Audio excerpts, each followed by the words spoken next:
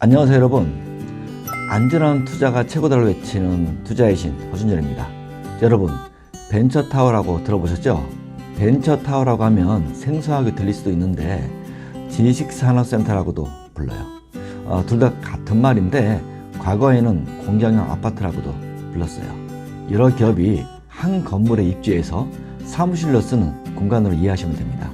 지식산업센터는 아파트나 상가 그리고 오피스텔처럼 순식간에 뜨거워졌다가 한순간에 식어버리는 그런 부동산이 아니고 그냥 큰 기복 없이 수요층이 꾸준하다는 것이 장점인데요. 그래서 오늘은 지식산업센터에 대한 투자 요령에 대해 알려드릴게요. 지식산업센터에 관심 있는 분은 끝까지 영상 보세요. 건너뛰기 하지 마시고요. 이런 영상 해주는 데 없어요 여러분. 신규 분양 할인은 투자의 신 앱에서만 가능합니다. 고수들이 하는 지식산업센터 투자 노하우.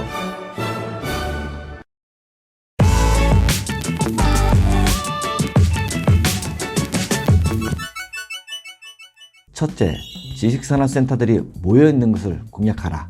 예를 든다면 가구 매장 하나 있는 것보다 가구 매장들이 모여있는 것을 공략하라는 얘기인데요. 일산 가구 매장이나 파주 가구 매장처럼 지식산업센터도 나홀로 덩그러니 있는 것보다 여러 지식산업센터가 모여있는 것이 확실히 유리합니다. 서울 가산 디지털센터를 보세요. 일대가 전부 단지로 형성이 됐는데요. 지식산업센터가 하나씩 두 개씩 들어오면서 지금처럼 거대한 단지로 형성됐습니다.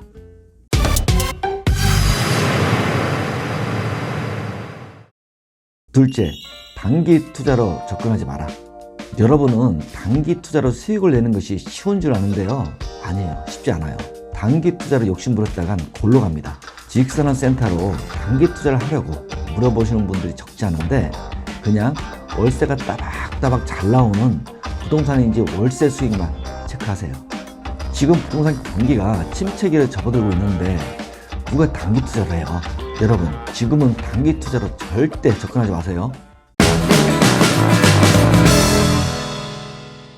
셋째, 시공회사 브랜드를 체크하라.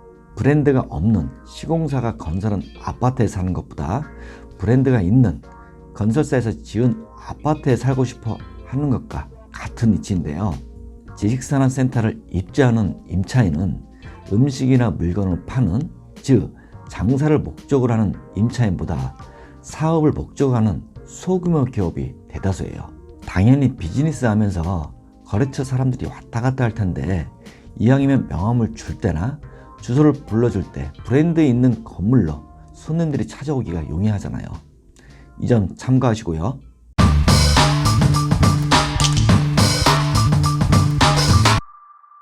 넷째, 출퇴근이 유리한 위치인지 파악하라. 지식산업센터 임차인은 기업 오너나 많은 기업 직원들이 이용하는 사무실입니다. 때문에 이들 모두는 누구나 출퇴근을 해야 합니다. 이들에겐 교통편이 무엇보다 중요하겠죠. 분양을 받기 전에 입장을 바꿔서 여러분이 출퇴근을 해야 하는 임차인이라 생각하시고 교통편을 체크하시면 많은 도움이 될 겁니다. 다섯째, 적정 분양 가격인지 체크하라. 지식산업센터 분양 가격이 적정 가격인지는 가까이에 분양하고 있는 지식산업센터 몇 군데를 샘플로 지정해서 위치, 교통편을 고려해 보세요. 그리고 어느 지식산업센터 땅값이 비싼지 등급을 나눠보세요. 공사 비용은 시공사 브랜드마다 약간의 시공비 차이만 있을 뿐 그 외에는 크게 차이가 나지 않습니다. 시행사가 땅값을 비싸게 매입했는지 또는 시행사가 마진을 많이 붙여 분양하는지를 대략적으로 알 수 있는 방법 중 하나예요.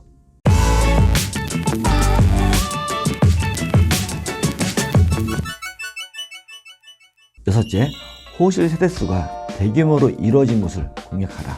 지식산업센터 호실이 대규모 세대가 유리한 것은 오피스텔과 비슷한 맥락으로 보시면 됩니다. 대단지 오피스텔이 소규모 오피스텔보다 방범 시스템, 편의시설 등이 우수하고 건설사 브랜드도 보다 나은 브랜드가 시공 참여를 합니다. 지식산업센터도 이러한 부분에서 세대수가 많은 쪽이 유리하다는 점을 기억하시기 바랍니다.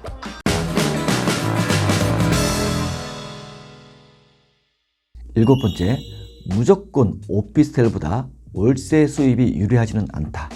여러분, 같은 분양가격 대비해서 오피스텔보다 지식산업센터가 대략적으로 월세 수입이 높은 것은 사실입니다. 하지만 이것은 무조건이 아니라는 것에 주의를 하셔야 합니다. 어정쩡한 오피스텔로 월세를 받느니 차라리 지식산업센터가 오히려 낫다는 겁니다. 서울 수도권 오피스텔은 꾸준히 인기가 높은 반면 월세 수입은 그다지 높은 편이 아니에요. 이 점 참고하시고 지식산업센터는 안전한 월세 수입을 노릴 수 있는 틈새 시장으로 요즘 뜨고 있다는 점 기억하시고요. 여러분, 지식산업센터는 기존 부동산과 비교해서 세입자에게 월세를 받는 대상만 다를 뿐이지 분양주와 세입자의 관계는 같아요.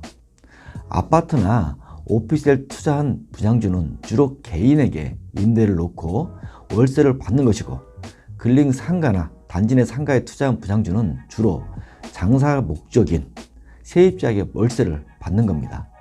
마찬가지로 지식산업센터에 투자한 분양주는 주로 사무실 용도로 사용하는 개인 회사나 또는 법인 회사에게 임대를 놓고 월세를 받는 겁니다.